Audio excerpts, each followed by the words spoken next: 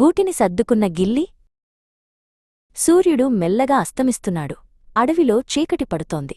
గిల్లి అనే బుజ్జి ఉడుత తన ఇంటికి చేరుకుంది. అది ఒక పెద్ద చెట్టు తొర్రలో ఉండే అందమైన గూడు. కాని రోజంతా ఆడుకోవడం వల్ల గిల్లిగూడు చిందరవందరగా ఉంది. అమ్మో, నా ఇల్లు ఇంత అపరిశుభ్రంగా ఉందేంటి? ఇలా ఉంటే నాకు నిద్రపట్టదు అనుకుంది గిల్లి. గిల్లికి క్రమశిక్షణ అంటే చాలా ఇష్టం. నిద్రపోయే ముందు తన గూటిని చక్కగా సర్దుకోవాలని నిర్ణయించుకుంది.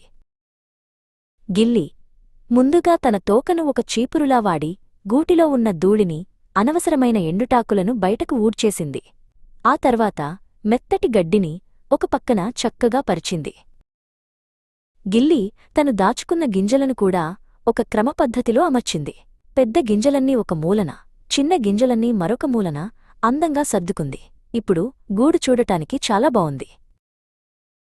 ఇంతలో ప్రవన్ అనే పావురం అలసిపోయి అక్కడికి వచ్చింది. ప్రవన్ గూడు కూడా చాలా అస్తవ్యస్తంగా ఉంది. గిల్లి, నువ్వు నిద్రపోయే ముందు ఇంత పని ఎందుకు చేస్తున్నావు? రేపు ఉదయం సర్దుకోవచ్చు కదా అని అడిగాడు ప్రవన్. గిల్లి నవ్వి ఇలా అంది. ప్రవన్, మనం పడుకునే చోటు శుభ్రంగా ఉంటే మనసు ప్రశాంతంగా ఉంటుంది. గజిబిజిగా ఉన్న చోట నిద్రపోతే మనకు ప్రశాంతత ఉండదు.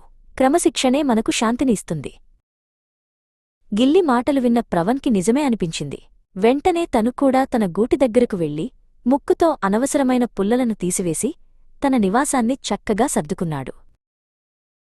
ఆ చెట్టు కింద చీను అనే పిల్లి నివసించేది. చీను కూడా వీరు చేస్తున్నది గమనించింది. నేను కూడా నా పక్కను సర్దుకుంటే హాయిగా నిద్రపోవచ్చు కదా అనుకుంది చీను.